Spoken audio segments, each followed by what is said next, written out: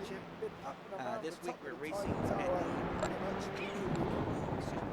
Pretty much, yeah. He's had a sensational sort of run of form as of late as well.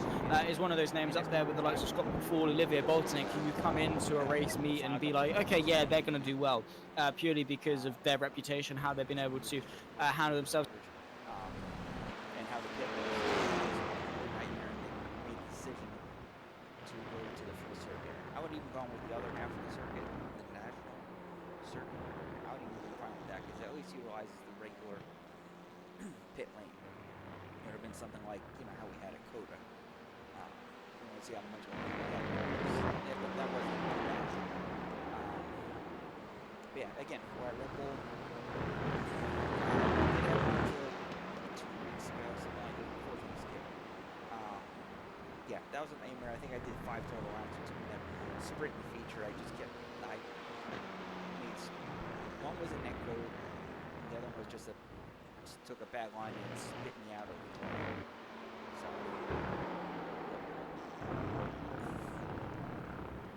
we got qualifying coming up in a couple minutes, and yeah, I don't know if I'm still up in the top 5. We got a very thin field. I'm not very happy about that.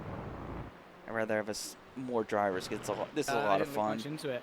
I'll bring these guys back up. I think my parents would be too happy with me taking a good old holiday by myself down to Germany. So no, I'm still at home, unfortunately. But in the future, definitely something I'll look into because just a nice little trip. It's yeah, it is good that you get these sort of land events hosted and things like that. Everyone can go, and it just goes to show the progress in the sim racing. Exactly. I think radio check. Potter, radio check. this year down. Pit lane speed limit is 50 miles per hour. Pit exit's clear. Not so sunny, freezing cold currently at the moment, and if anybody don't believe me how cold it is, I might just do a pit in practice. I'm not going to.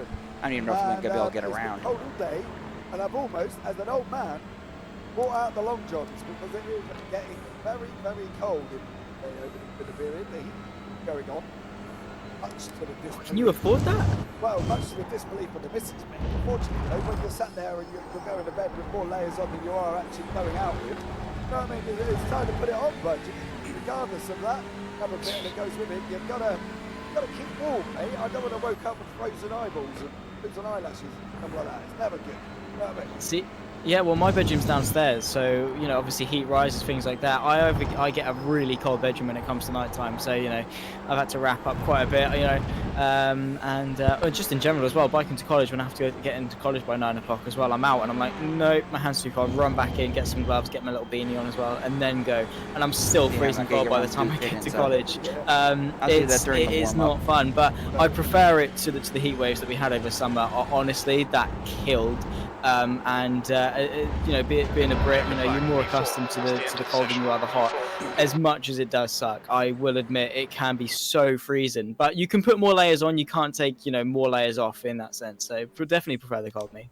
Hey, I'm with you only because in the summertime, there are periods of life in the summertime where I end up. Pit exit is clear. Push now. Okay, Sean. We've got 14 minutes to settle up. There are times when people run in a race like a girl to get away from something that terminates my life. So, I'm fully understandable. So I do prefer the winter as well because they're all sleeping. And I don't have to be so fearful of running down the street, screaming frantically in my town that's probably for them to start finish rate here at the Red Bull Ring. Avoiding something that may or may not end my life. So, I'm a winter man as well. I do fully understand that. I just do end up putting on about 6 pairs. When I'm in long johns out, I'll be everything else doing. Just to go and stand there and watch a little 5-year-old play football. So that's cold tires. Yeah, that's fun. I mean, there's no Christmas in the summer either, and I'm still a massive child. I've got my little Reese's Advent calendar. I get really excited to get up and run to it every morning, get my little chocolate for the day. And my girlfriend's parents got me one as well, so I get to look forward to that every day I go over. And I'm like, oh my god, yes, I get another set of chocolate. It's great. I just get all giddy about Christmas. I was because now finally, because commentary and everything like that, I've been able to get everyone something for Christmas. And honestly, buying everything just gave me such a dopamine rush. Like I got bored one day. I was like, I'm going for my Christmas list. So I had like a little sheet spreadsheet of like links to everything I was going to get everyone. I was like, I'm just going to go for it. I'm going to buy everything. It's going to look great. Didn't like looking at my PayPal afterwards, but the dopamine rush of just buying everything, having it wrapped, and just having it all ready. Mind you, this was like start of November, right? This was really, really early, but I just love the run up to Christmas. That's why I love winter so much. My birthday's in spring, but you know, I get to do Christmas, then the short little run up from the end of winter to the start of spring to my birthday. I was just, yeah, it's great. And then you get to the summer, it's like, oh great, it's just really hot now, fantastic. But yeah, no, just there's no Christmas in the summer. You got to love winter.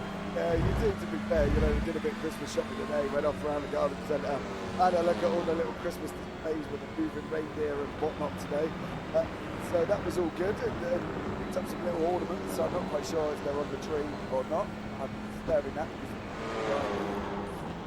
No, they're not on there yet. They must be still in the carrier bag that we brought with. But we have entered quality, guys. We have got 12 minutes on the clock at the moment, and these guys are now starting their fast laps here in the qualifying.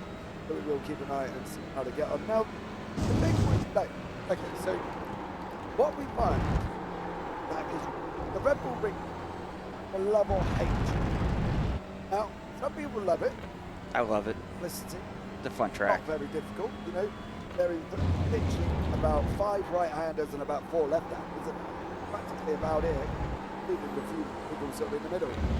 But it's not everybody's favourite track because of the shortness of it, because as we know within iRacing, the track limits are tight. So tight here as well. You get one little tyre on the curb, and before you know it, you've got an off track. And what's your opinion of it? Because I don't mind this circuit. I've got to be honest, some of my best racing I've had here has been here at the Red Bull Ring, along with Interlagos. But what's your opinion of the Red Bull Ring? Do you love it or do you hate it? I love it. I like the Red Bull Ring so much. I think it's a sensational circuit. You know, you've got the 3 back-to-back straights, followed by a relatively heavy braking zone for each of them. The undulation of the circuit, how it flows quite nicely as well, which is difficult for a circuit that's so heavily straight dominant. It does flow really, really nicely. You've got a good, as I say, good points of heavy braking, loads of overtaking opportunities. The slipstream is massive. Everyone can follow so closely together. And I've also just got some good memories at Red Bull Ring, which I also think does play a big factor in how much you like a circuit, because you know it doesn't matter. You know, it could be tipped to be the best circuit in the world, but if you've had some bad experiences there, you're just going to naturally take a distaste to it. So yeah, definitely one that I do like, purely because of just where it is, the location it's at as well. It just makes it a pretty circuit to look at. But yeah, I just don't get the hate for the Red Bull Ring. I think it's similar to the Hockenheim actually. Some people don't really like the Hockenheim, and again, I just don't get that. Yeah, I think that's the thing. The poll is up in chat as well, guys. So if you are here and want to get involved, do you like the Red Bull Ring? Yes or no? We have got Callum Reid Garland setting purples currently at the moment as well. He's coming around the final corner, down through Red Bull Mobile it goes. He kind of come off the gas, The leader's point just the car, done it, 114.87. then hit the accelerator. The car ahead has just done it, 142.07. Before you venture travel, and Callum Reid Garland goes into Sector pole 2 at is 1.2 off the pace. 1:30.87. That's 2 seconds near enough faster than Mikael Lees in second place in. Like, you know, when you kind of see that, it's tough to look past CRG, isn't it? Because he just seems to be so quick. Yeah, and 1.2 seconds around the Red Bull Ring is a lot of time. As we say, there's only, 9 or 10 corners with a bit of squiggly bits. So, you know, well, I guess 9 if you don't count turn 2, because it's not really a corner, you're not on a bike. But yeah, you've only got 9 opportunities to really make up that time. So 1.2 seconds is huge. You know, you're losing, what? Let's just call it a tenth and a bit every corner. That's massive. We're seeing Adam McNorley make up some time to bring it under a second, but that's still pretty huge. So fingers crossed someone can get onto the back of Callum Reid Garland and put some pressure on. Fingers crossed for some promise in the race. Right now it is quali. No one's really benefiting off any slipstream or anything like that. When we do get into the race, whoever qualifies in second, third, etc., are going to benefit off that slipstream. And gear. Fingers crossed they should keep him, keep him with his leash on it and not let him get too far away. A little bit worried now he's got purple in sector 1 again. Mind you, he did have a yellow sector 2, but not by much, mind you. But I'm just... Oh! Hold it. Good lad. Well done. Nice recovery there, because that could have gone horribly wrong. I am not expecting an improvement in sector 3. So there you go. We'll see what Spielberg can do. He is absolutely flying at this moment. Okay, Sean. 10 minutes of fuel remaining. Wonderful racetrack. Some likes, some hate. I don't mind it. I quite enjoy it. That clearly enjoys it as well. So that's all we've got to worry about. Now, final 2 rounds Yeah, of it's the a good season. throwaway. Phillip Island and Oran Park. Now, we both said we've never really been to Oran Park in a broadcasting capacity. I haven't done much driving there. Now, I've been to Phillip Island quite a few times, in fact. Love Phillip Island. Oh, it's an incredible circuit. I've been there at Super Radical, and I've been there at MX5 more recently. They sim races here. And it's absolutely incredible racing. I agree. 73 times I fast. think they're going to be in for an absolutely incredible final 2 rounds, I think, and that's going to be the thing. You know, Phillip Island. That's the right idea. Fast flowing. Track limits, this lap will be deleted. Yeah. What are you most looking forward to in the last 2 rounds then? Are you looking at Oran Park or are you looking at Phillip Island? Because Oran Park, we both haven't really been there in a broadcast capacity. Has just done a 141.90. So any broadcast I've done at Oran Park, you know, I don't know about yourself. Have you been there, Zach? No, That's never. a lot harder Honestly, than it I only was in know about it practice. because, you know, some good people I do commentary with, Lewis McGlade, Cameron Roger, they like to take the mickey out of the fact that I don't know many circuits outside of Formula 1 ones. So they take some sort of screenshots of a circuit and like, where's this? And if it's an F1 one, I'll be like, oh, it's this one. If it's one I'm familiar with, I'll be like, oh, it's this one. And then they showed me a picture of Oran Park. I was like, I've got no clue. Absolutely no clue. And they were like, fair enough, because it's now a housing estate. I was like, oh, it's a housing estate, brilliant. But yeah, no, I'm looking forward to Oran Park because it is just a step into the unknown. Has Callum Gunn just gone even quicker? Yes, he has, up into the 39s now, which is sensational stuff. 1.5 seconds clear of Michael Lees. But yeah, no, I'm looking forward to Phillip Island because it's something I'm familiar with. It's a track that I know will deliver good racing. But also Oran Park, just for that step into the unknown. Not too recently, I had my first experience with Mosport as well, and that did not disappoint. So loving, I do love learning new tracks, seeing what they do have in store. But yeah, Oran Park, it's an interesting one we don't see often too often in sim racing, because yeah, it's just sort of out the way, and obviously now it's not actually a real circuit. So yeah, it's just sort of there. If you want to use it, you can use it. But yeah, I'm just looking forward. I'm stoked for the last 2 rounds because of the championship, the racing that we've had all throughout the last sort of what's been now 9 races, I think. This is 10 and 11. So yeah, last 9 races. Yeah, 11, 12. So we've had 9 and 10. So we've had 10 rounds currently at the moment. We're on 11 and 12. So we've got 2 and 4 rounds to go. And I think that's going to be the interesting thing here. We're trying to keep an eye on Sean Brothers at the moment. Danny Bleak has gone. He's got greens on the board as well. So we'll follow Danny through across the line. Where he ends up going second on a 140.8. The fear for everybody else is the gentleman at the bottom in the pole position. What's going faster in sector 2, which is going to be even harder for them. But I think regarding tracks, it's going to be an interesting last 4 rounds really, because obviously 2 rounds per circuit, guys. If you're wondering why we're talking about that. Phillip Island, amazing circuit. Be interesting to see what these drivers can do. Oran Park, I think. New fastest lap for Carter, Carter, 139.90. And obviously, again on a 139.6. But that's what I'm definitely going to look forward to watching back, because I want to see how that kind of comes across on a broadcasting point of view. Get what I mean? Yeah, I mean, there's plenty of circuits that do have like some good, really, they've got a good reputation, but when you put them on a broadcast, they're not fantastic. I take the Nürburgring for example. I've never really had a great race there on the actual Nordschleife layout, not on the GP circuit. I think it's a great circuit, but for the Nordschleife itself, I don't think it delivers the best of racing in the world. It's just there for its character, its consistency, its challenge. So yeah, definitely can see that there are a lot of circuits that don't usually deliver on a broadcast that are still loved. But yeah, we'll just have to see how it goes. It's the finale, of course, of what has been a fantastic championship for the UTC. So definitely will be a lot at stake, and I'm gonna guess quite an unfamiliar ground for a lot of these drivers as well, because of the fact that it is just a circuit that's tucked out of the way, doesn't even exist anymore. So yeah, I can guarantee that most of the drivers on the grid at the time, it would have been sort of their first time actually racing at that circuit. I think that's to be the thing.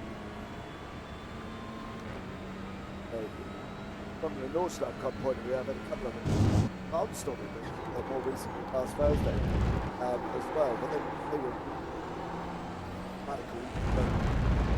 Carboard, 4 wheels go-kart, literally, that's about it, with a bit of an aero wing on the back. But they were absolutely flying around there, and we didn't There's 5 minutes of fuel left. into areas of the unknown. at the Nordschleife circuit. So bring the action, but it can also terminate a lot of drivers in very, very quickly, including the championship leader last Thursday. They got terminated by about turn 5, I think it was, after the start. So unfortunately for him, yeah, he went wide and he went.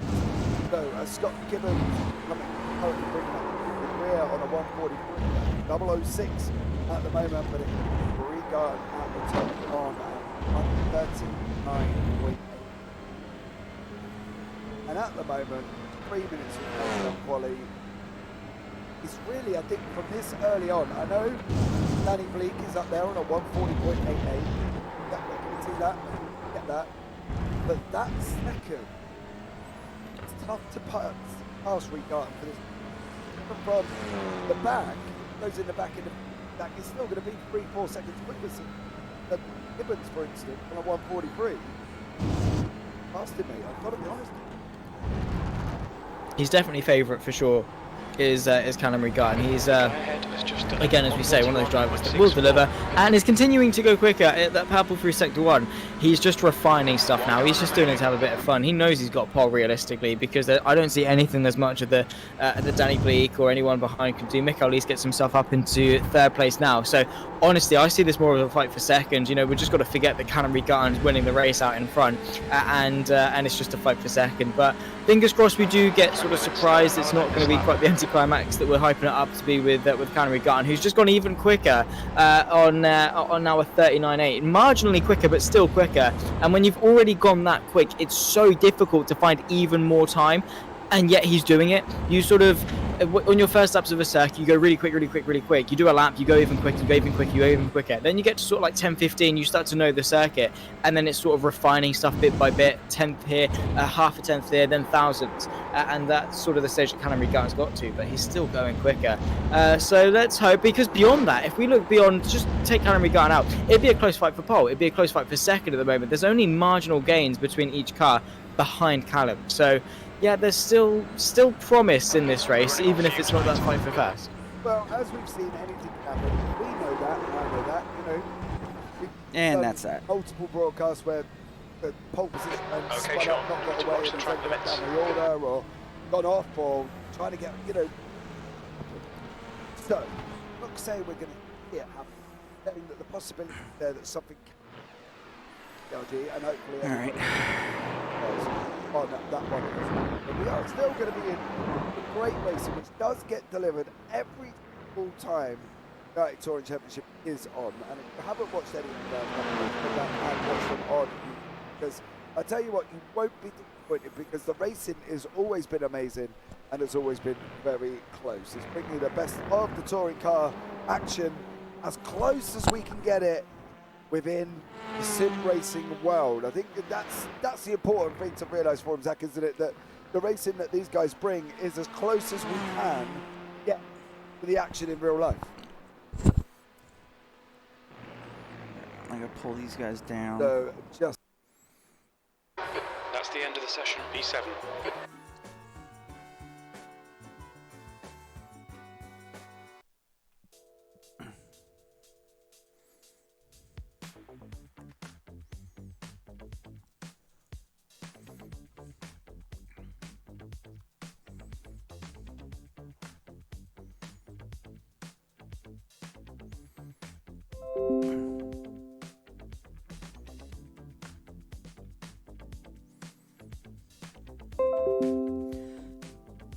I'm a little disappointed compared to where I practice at, but then again, it's a very hot track, so I tend to lose time when the track gets really hot. Some people can maintain it.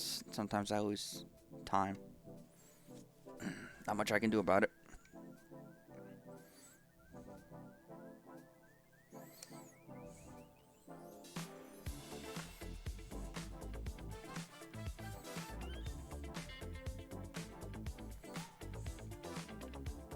No mandatory pit this race, it's the feature race where there's a mandatory pit, so it's flag to flag on this one.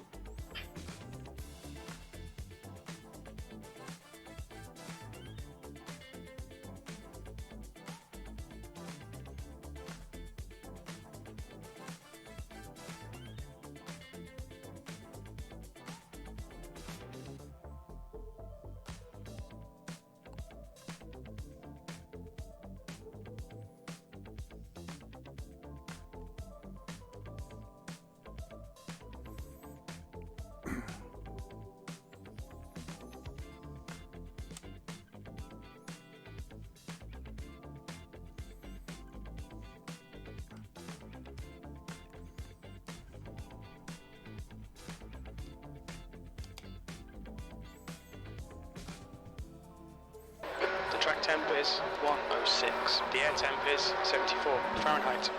Okay, Sean, get ready. Green, let's go, let's go.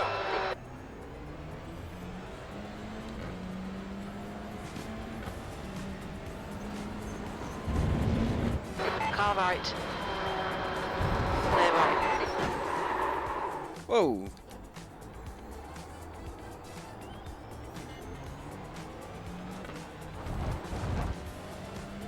Shown us the meatball flag. And To come that's in it for this repairs. race.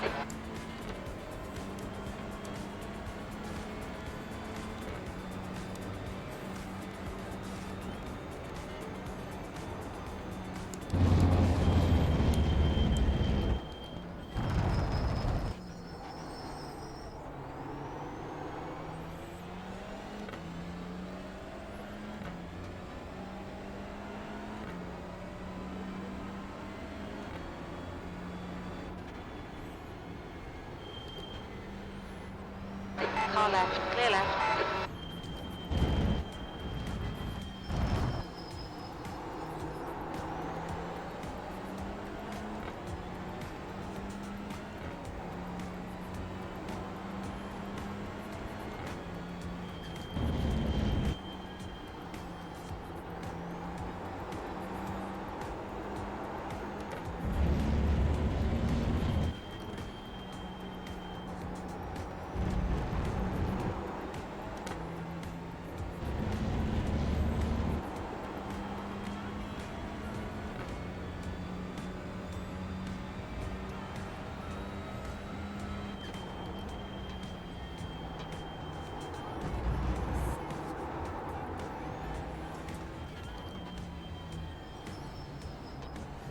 What's your speed limit in the pits? Pit lane speed limit is 50 miles per hour.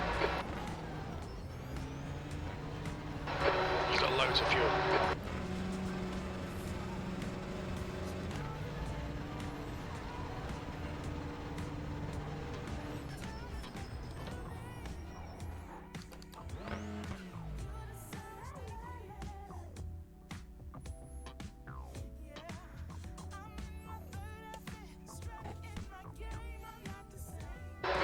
Harley is leading the race. Well, I'm gonna sit here for a little bit anyway, just because it doesn't make sense to put that over there. I got 3 minutes, so I'm just gonna curious as to what happened at the start. I saw this incident over here. I saw that.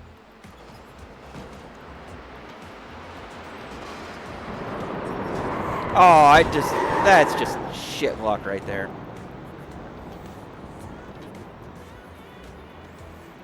Oh, she got folded in. Look at that rear tire.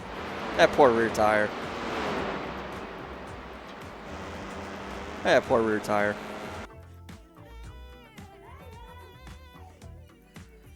Right inside line count.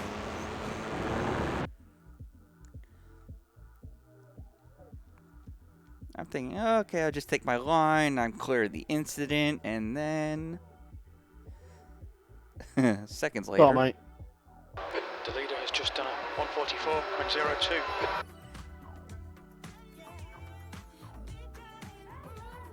Bang.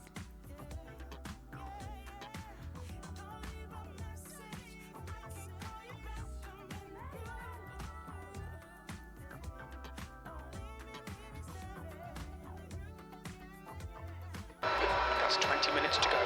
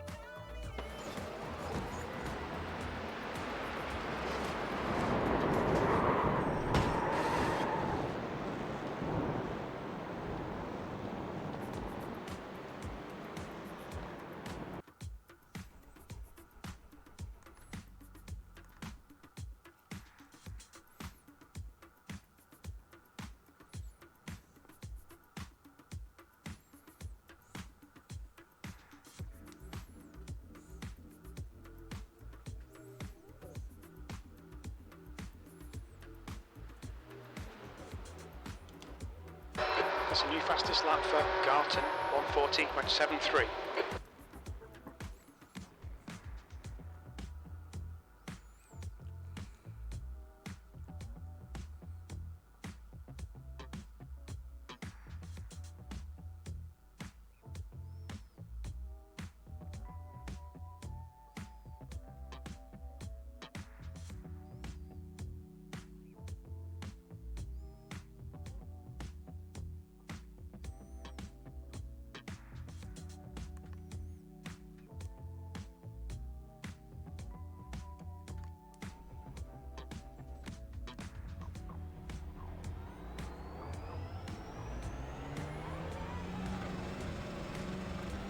You're all clear, stay behind the line.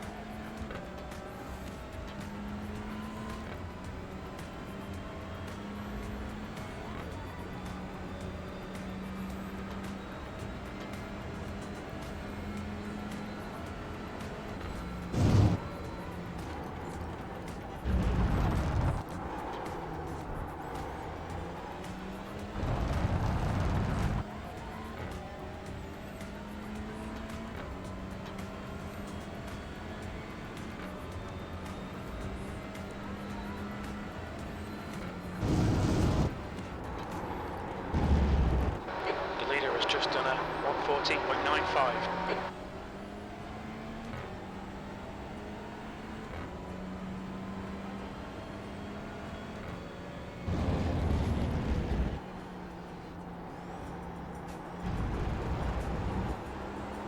Okay, Sean, 15 minutes left. That's 15 minutes.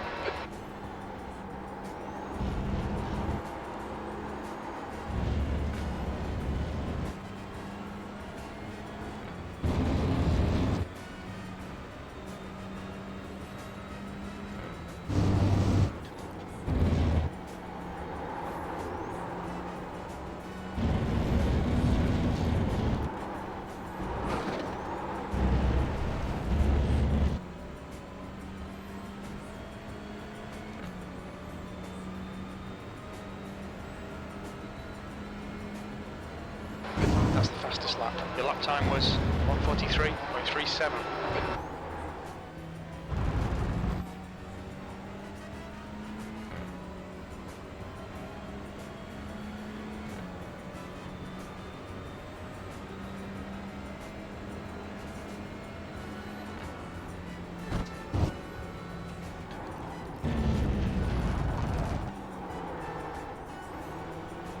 I'm basically out here at this point. One, because I just don't want to be sitting in the pits moping, and maybe if someone else has a wreck, I might be able to pick up their spot, pick up points.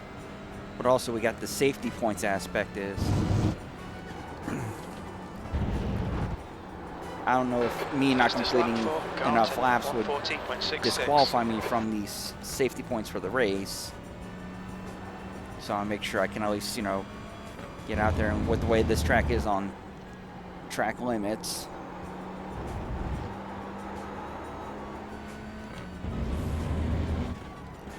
I might be able to keep myself in the loop for safety points.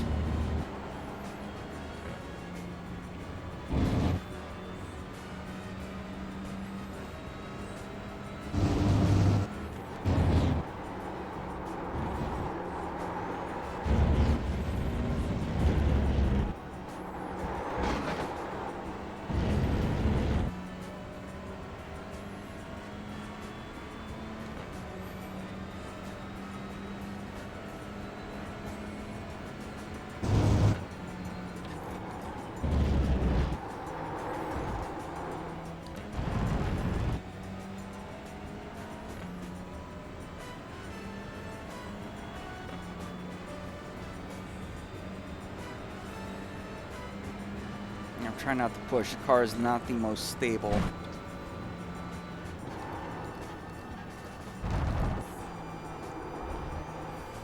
Just trying to keep it safe, trying to keep from gaining additional incident points.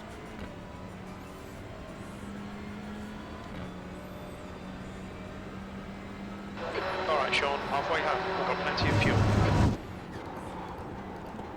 That's a new fastest lap for Garton, 1:14.52.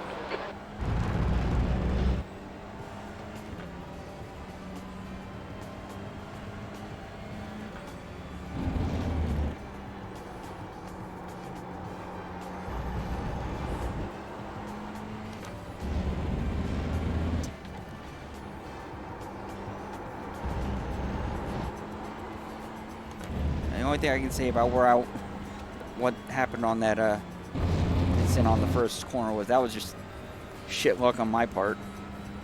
I couldn't do anything to avoid that. So it is what it isn't. So at this point, I'm just out here turning laps.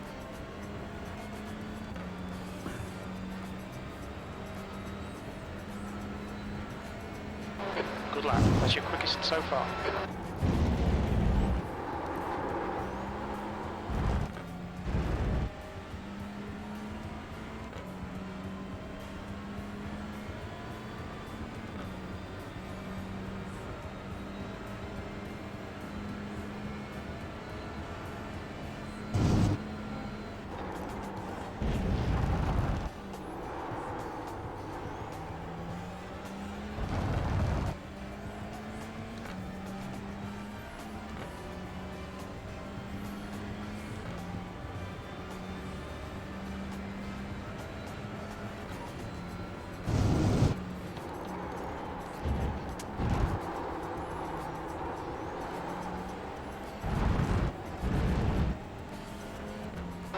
Okay, Sean, 10 minutes to go. That's 10 minutes left. Hit all your apexes. Wait for the chances to come, mate. Wait for my chances for the car that's half a lap ahead of me.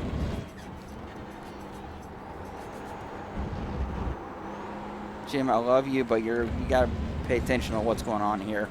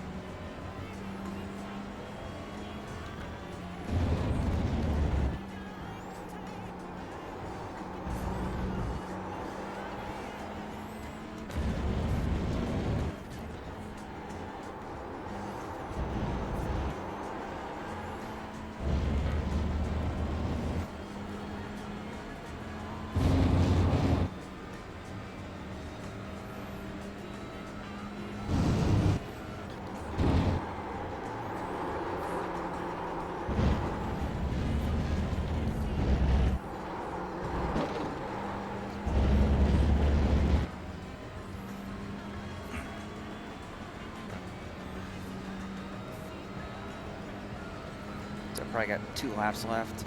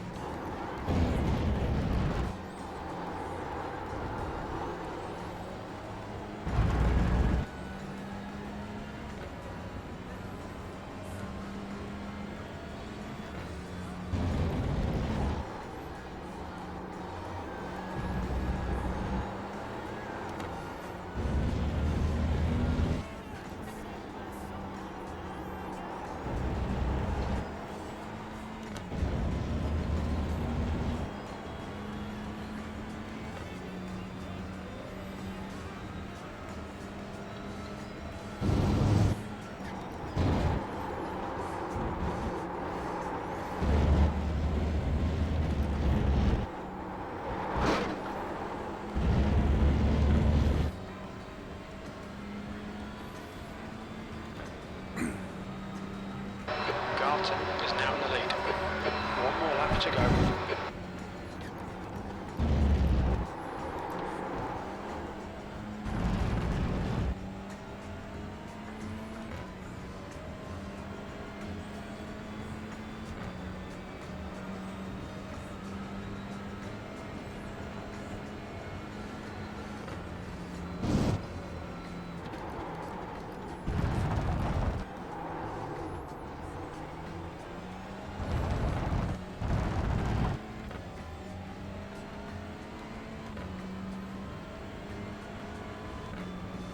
Crap, I got boxes outside. I think it's pouring rain out.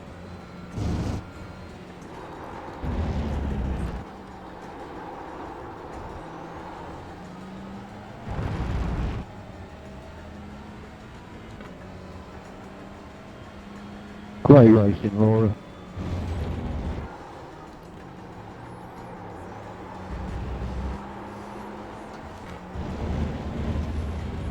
That's 2 minutes. On your right. Clear right. Sorry, Sean. So sorry, mate. Good Okay, racing, Sean, dude. the next Right, car right. is Good racing. Herbert. I'm just glad I saw you and got out of the way.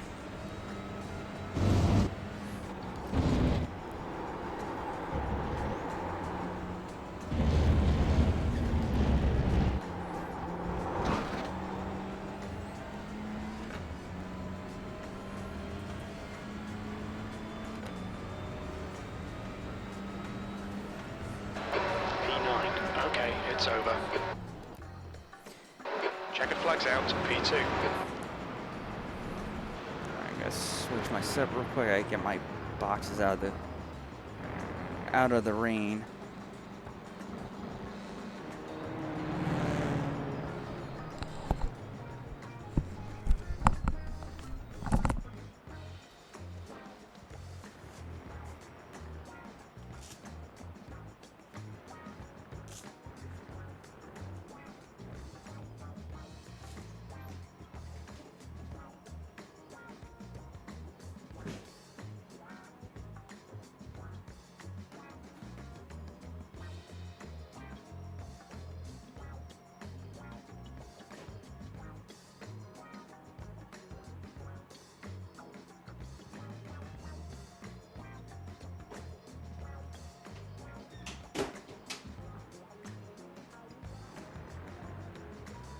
The track temperature is falling. It's now 80 Fahrenheit.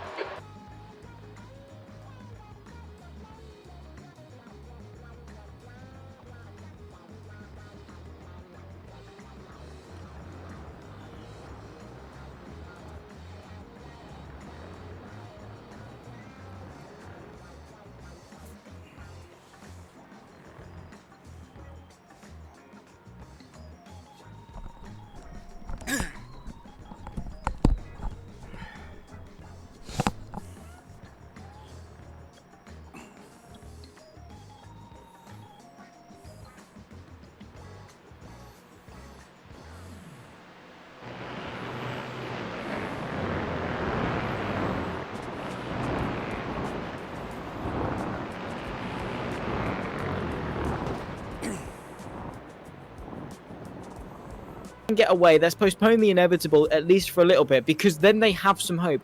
They have, as opposed to say 8 laps to try and keep CRG behind, they then maybe only have 3 or 4, and that's a much easier task to keep him at bay for that long. Yes, it's still likely that CRG is going to find a way through, but it just makes their life so much easier and allows them to at least have a bit of a chance come sort of the latter portions of the race. But they just need to be more confident. They need to defend a little bit better, not leave so many open gaps, not trip up over each other. Yes, they're not teammates, they're still fighting for those positions, but you know, they still need to think of the better picture, unless they're just saying he's going to come through anyway, we might as well fight it out regardless because there's just no point fighting it, which honestly is fair enough. Yeah, I think that's a good thing. What before, as just said, he's actually got old Kobe. So there you go. Or he's got Manfred. So, one or the other. But anyway, I've got Manfred according to the wife, so you know that's where I'm at with it, Scott. So I feel your pain, mate. I really do. It's going to be interesting to see how these guys start approaching this next feature race. Because really, I don't know. I can't see past it. Can't see past CRG for this one as well. He's doing his championship hopes. Really, no end of good currently being in this race without the people that are at the top. You know, Scott's not here, Dan's not here, Olivier Boltonek is in Germany, killing, you know, having a good time at the Sim Racing Expo. So, from his point of view, if he takes a double tonight, he's going to walk away. You know, the way the scoring is just taking 18 in that one, and then in a feature he could take another 25, giving him a total of 43 points, plus without the pole position and the fastest laps and everything else. He's going to be well up there come next time out, next week actually, because he's on 109, that is 43, he's going to give him 151. That's going to put him in second place behind Scott McFall going into the last 4 rounds. Yeah, absolutely. He's going to be well in it. He's going to be loving this round that Olivier Boltonek and Scott McFall aren't a part of it. So, Scott, mate, you've chosen the wrong time to catch Manfield or COVID or whatever it is, because you've now got a good old championship rival on your hands of Callum Regan. He definitely is up there in terms of Olivier Boltonek and Scott McFall's pace. Olivier Boltonek is the most consistent of the 3, I would say. I would say Callum Regan has the most raw pace, and then you have Scott McFall, who I think is a nice medium between the two. So all 3 of them have their good attributes. All 3 of them come into a race weekend and are still a big name. Unfortunately, we only have one of the 3 big names in this session today, so it should be a clear sort of just clean up, check out, off he pops for Callum Regan for this week. Next week, of course, with Olivier Boltonek and Scott McFall hopefully returning, it is going to make life slightly harder for him. But yeah, no, what it does is allow the championship battle to be blown right open with the addition of yet another driver, because he if he hadn't sort of missed the first couple of rounds, he definitely would have been up there regardless. But now it does give him that chance, the opportunity to you know, make a name for himself and maybe go for the championship. He is definitely a solid contender for it, particularly if he does win this race. I mean, he might disconnect, he might not score any points for race 2, but that is a pretty clutching at short straws possibility, and there's no disrespect for Callum Regan, because we're making it sound as if he's making this race boring, because he's not. It is just a case of that he is that good that it is just so clearly obvious that he is he's the favourite to win by a fairly decent margin as well. And it looks like possibly just trying to check with Danny Bleak whether or not he can rejoin. Him and Aaron McNally have to serve, I think it would be another session, and obviously it's not, it's just a continuation of the last one, so we'll see if Danny Bleak can join the session. That would be absolutely amazing. However, I did just realise that I spelled rejoin wrong down the O and the I down the wrong way, so my apologies. Rejoin for my inability to spell, but I was typing quite quickly. So, you know, let's just see what happens, and hopefully these guys may be able to get back. Otherwise, we're going to be down to 8 cards for the feature race, because obviously we've lost some drivers this week. Illness, Sim Racing Expo, World Cup. We've got it all going on at this moment in time, and that's going to probably be the same for the next 4 rounds, I would have thought, because of the way that obviously Winter World Cup normally isn't in the winter, but if you want to go and hold it in Qatar in the summer, you go and deal with 100-degree heat and run around a football pitch in 90 minutes. Don't get me wrong. I do appreciate these guys get paid 500 grand a week, and you should be able to do that. But I really wouldn't want to. So I guess the winter was the best time over in Qatar. Back. Yeah, probably. Because I mean, even in the winter, it's probably going to be quite hot as well. I mean, we had the Qatar Grand Prix in 2020. Was it 2020? It was 2020, wasn't it? Or was it 2021? Was it was 21? Was it? No. Yeah, I don't know. It was one of the two. And even that was quite late on in the year, and that was still some pretty high temps, even at a night race. So, yeah, it does get quite hot in the in sort of the Middle East. So, I mean, fair enough. I don't quite see the same appeal for football as the majority of my nation does, which is a bit of an outlier, but to each their own. And you still have to cut them some respect for getting on in the heat. But yeah, I mean, it's so poorly timed that that FIFA couldn't have just been more considerate of the United Touring Championship, could they? It was just so selfish of them to run their billion-dollar corporation and tournament for the sake of some sake of the touring cars. But it is what it is, I guess. So you have to play with the situation you've got at hand. Yeah, exactly. And I know most. I'm not getting into politics at Qatar. All are aware of the politics. So, at the end of the day, wasn't the greatest choice. Pretty much all we're going to say on that, because otherwise, not here for politics. We're in a great racing. We've just seen that there as well. We've seen man play with his food and take the win still by 1.6 seconds on the last lap in the last sector alone. So, be aware. Danny Bleak, error message 1123. Not quite sure what that means. Got to be. Not up to date with the iRacing error message. So, but I'll have to see what that is. So, there we go. Hopefully we might be able to get some people back.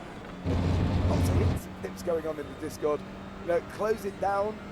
Completely close iRacing down and try again. It might let you back in. I can't guarantee that, because when a session is closed and started past a certain point, you're not able to rejoin. But then again, if you're a registered driver, you may be able to get back in. So that would be cool if you could. Then we could have some more cars on track. Go into the last 44 seconds of this practice session before we go for the reverse grid. Well, hopefully a top 10. Fingers crossed. If they can get back in, they've only got a few seconds to do it. With the warm-up in and, of course, the transition into the race. So they are cutting it quite fine, but, again, only human, and mistakes do happen. So fingers crossed they can get themselves back in, but easy mistake to make, particularly when you do more than one championship, as McNally made that same mistake. Most of them do make a new session. No, not here. So fingers crossed they can get back in, because 10 is a little bit better than 8. Absolutely. And well, anything to go by. That's the end of the session. P1. Get all these guys back down again. We got 15 laps.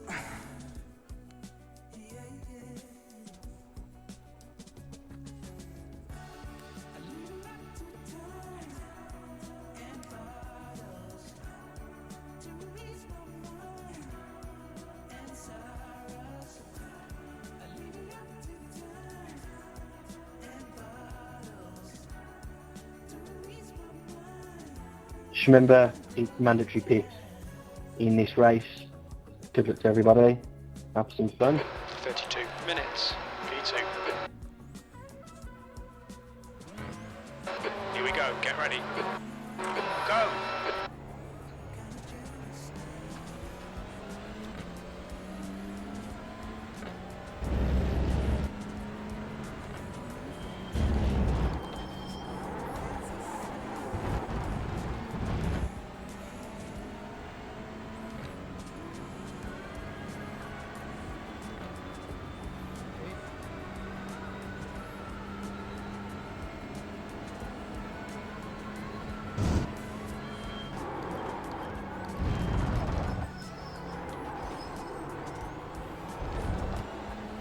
Somebody took a big spin.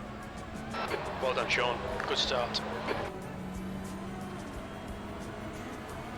Whoever that was.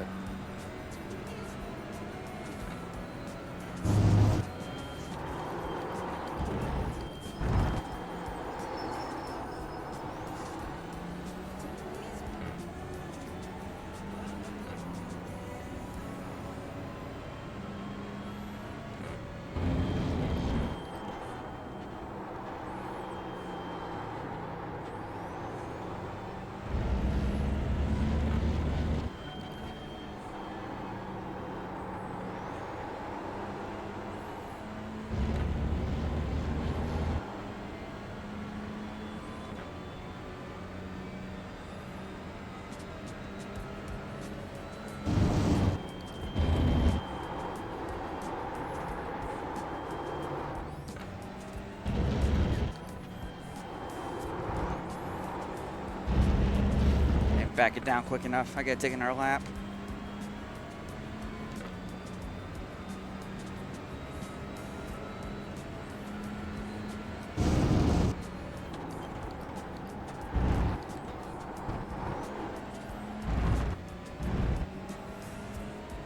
Better not get a black flag for avoiding you there.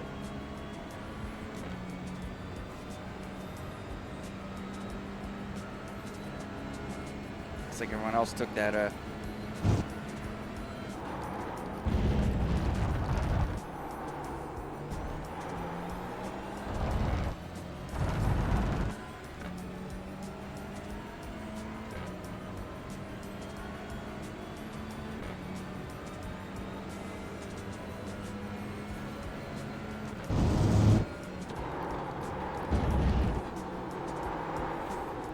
waited a little too long to hit that brake. Yeah, it cost me time.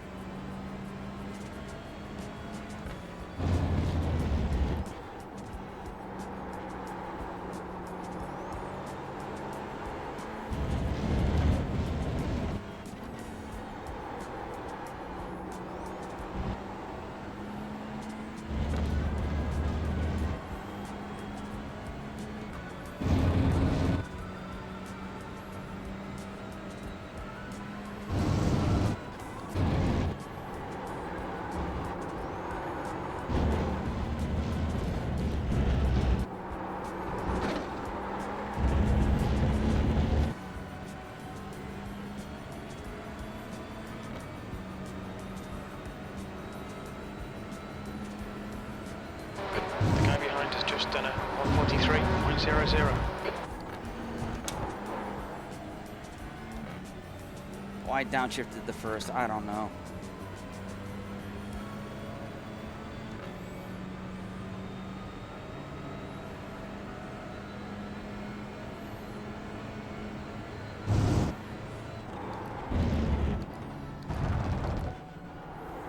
Wow, my rhythm is off. The pit window is now open.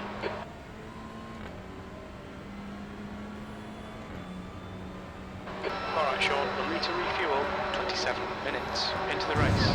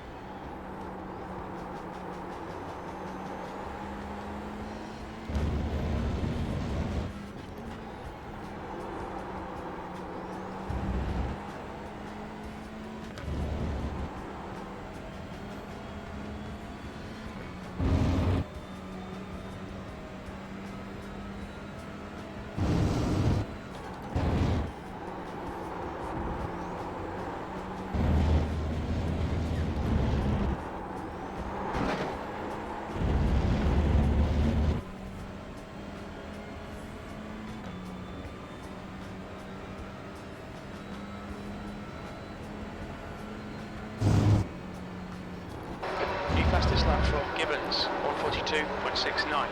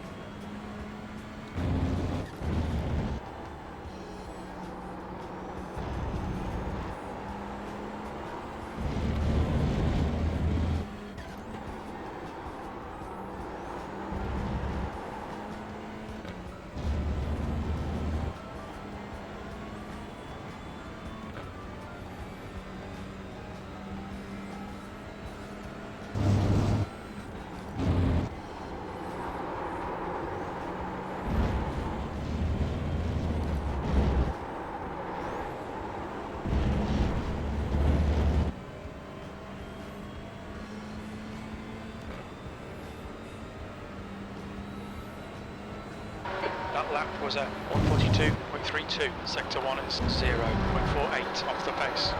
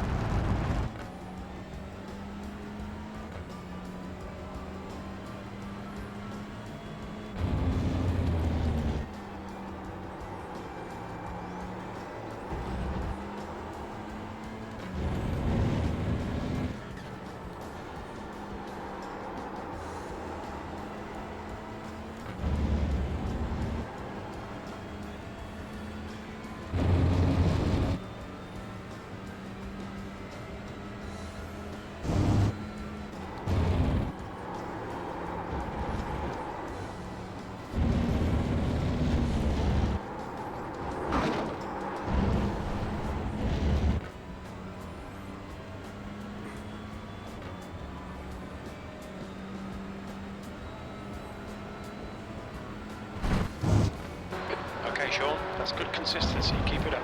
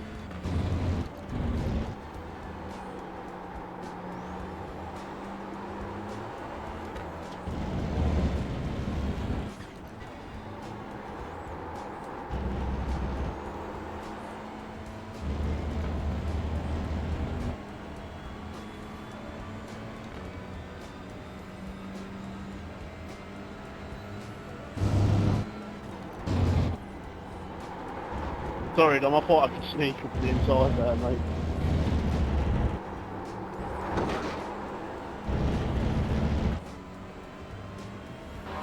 That's 20 minutes to go, 20 minutes. That lap time was 1:41.57. That's your quickest lap in this session.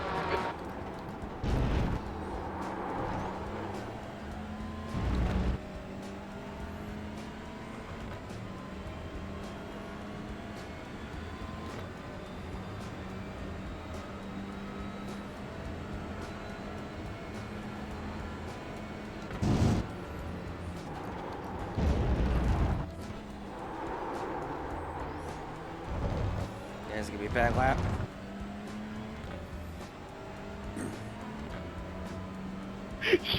What the fuck happened there, mate? I was pressing the wrong button for the pit limit and then You fucking sausage. oh, what a fucking dog thing.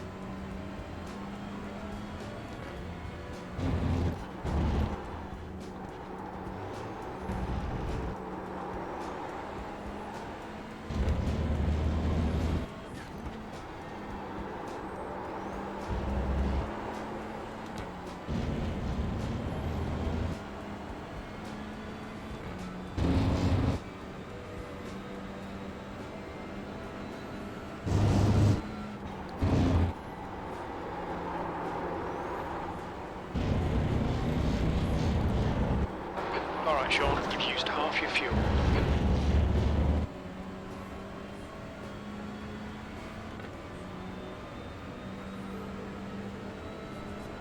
think Dom came in for his stop.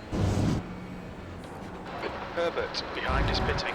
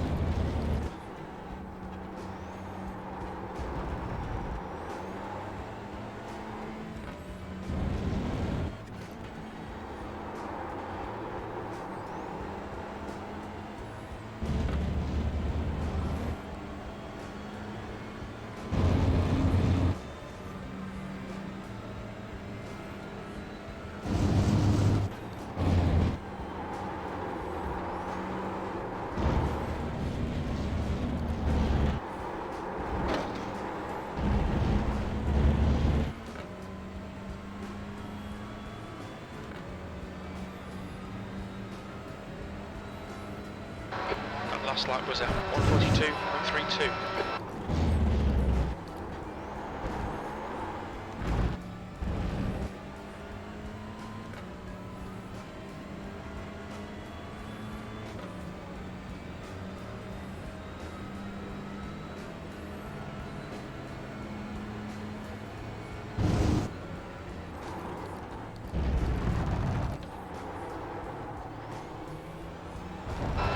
Sean, that's half distance. We think about 10 minutes of fuel remaining.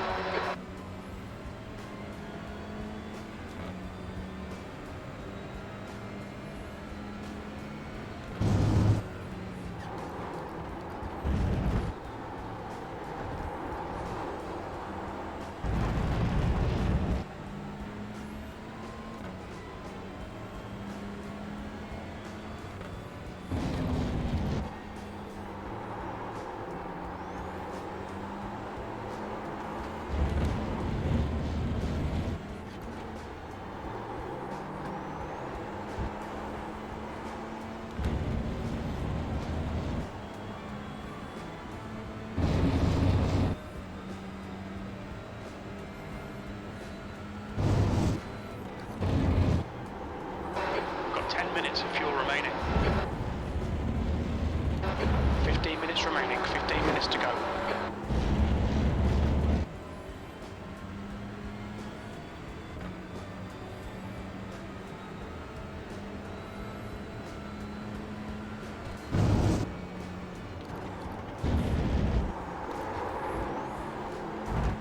The guy behind has just done a 140.92.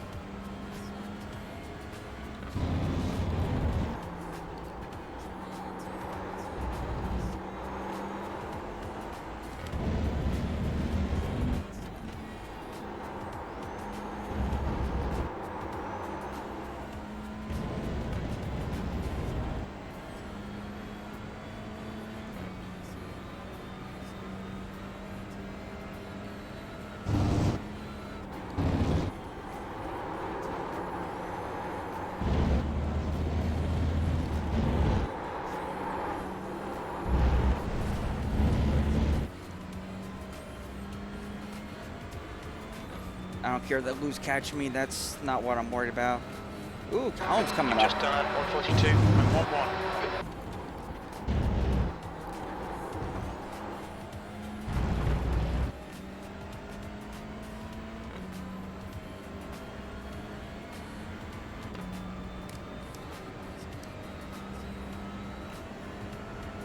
Okay, it's close enough.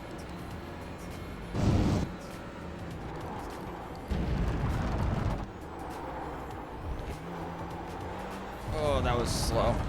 That was bad. That was really bad. And something happened with Lewis, too. Wow. I don't know if he went wide and had to slow down.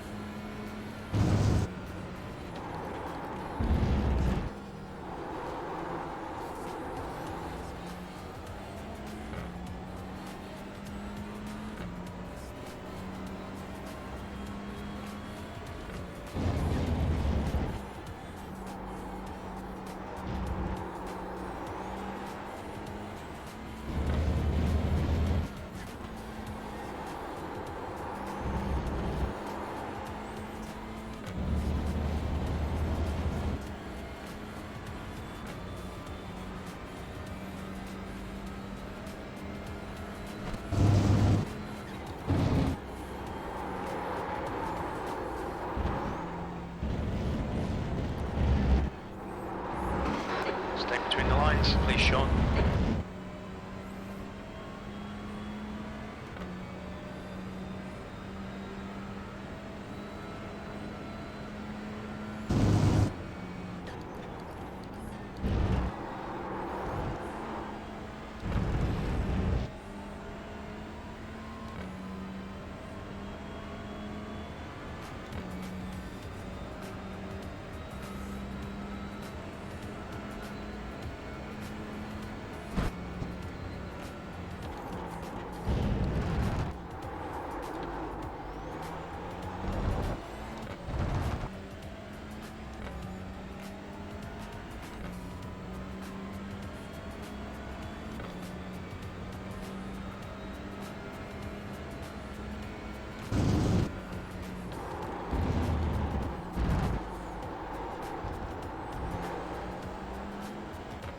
Keep it within the track limits.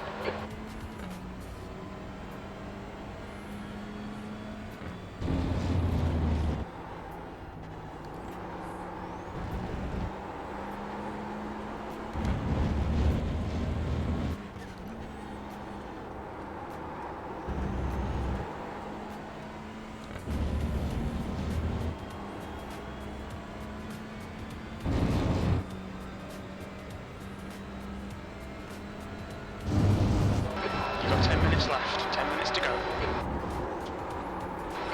Okay, Sean. We estimate you've got 5 minutes of fuel remaining.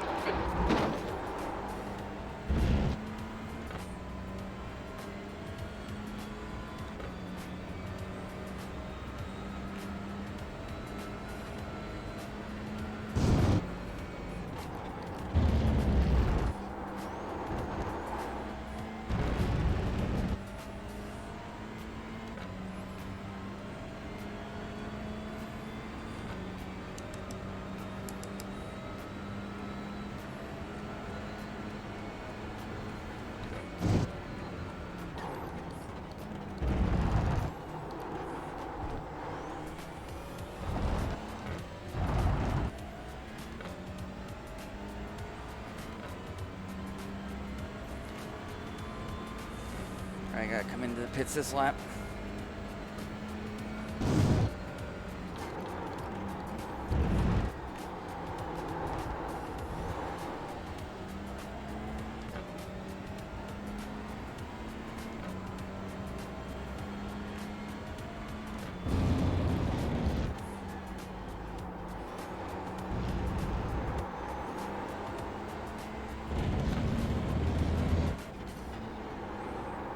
You've got 1 gallon left.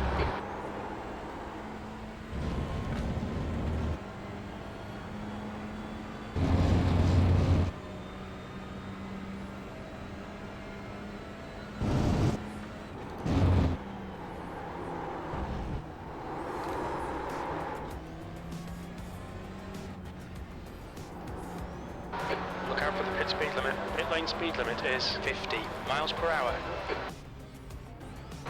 Okay, we'll fill you to the end. Come on, Sean. Last lap. Keep your shit together. You're not home yet. The leader's just done a 140.66. There's traffic behind.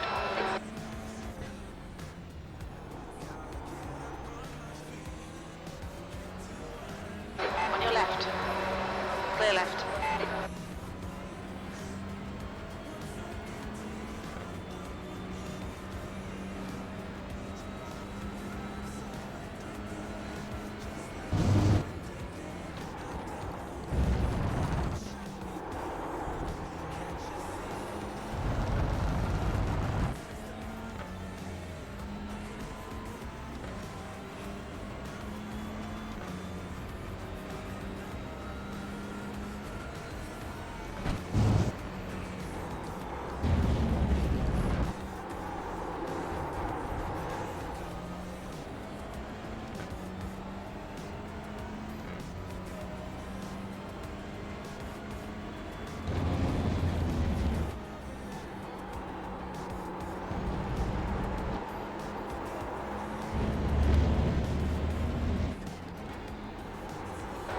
Very little fuel left. In this lap, box this lap. Half a gallon of fuel remaining. Jim, aren't you paying attention? I'm on the last lap of the race. Come on, man. You get your shit together.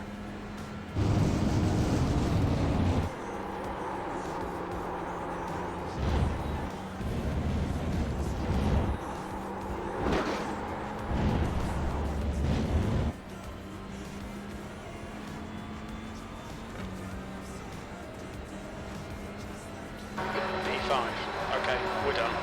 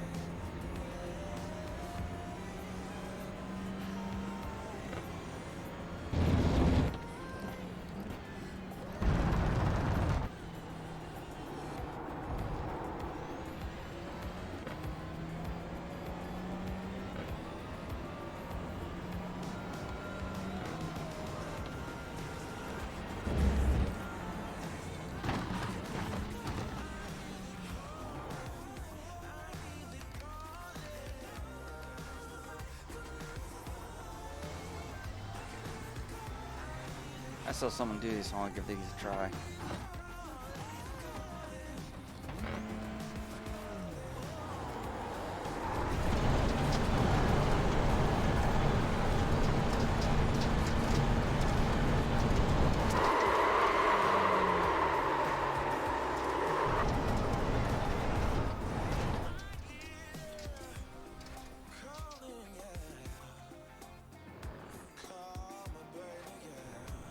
That cone. I want to see what happened on that first lap. Oh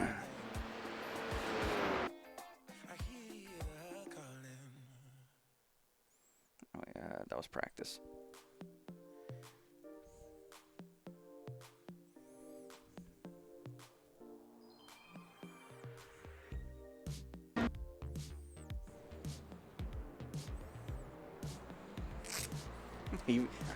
Callum even didn't go right away, just to give it a little bit more of a chance.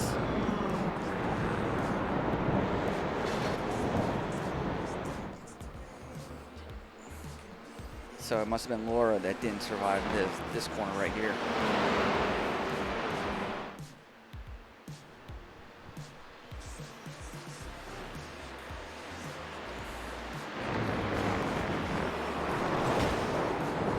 That sounded like a big crunch back there.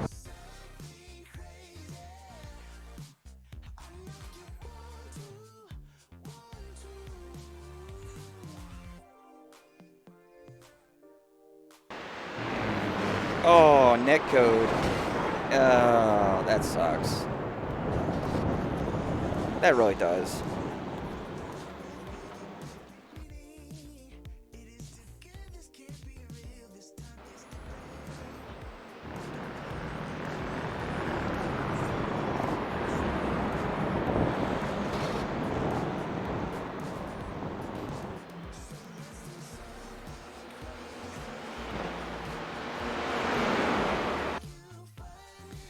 Alright, well, that was an interesting. I'm really disappointed in the car count because one, that could have been more interesting, and two, that would have probably changed the fact that I wouldn't have led many laps, if any at all. But we'll take what I led 14 of the 15 laps. I mean, I don't care about anything else. I'll take it. I don't care.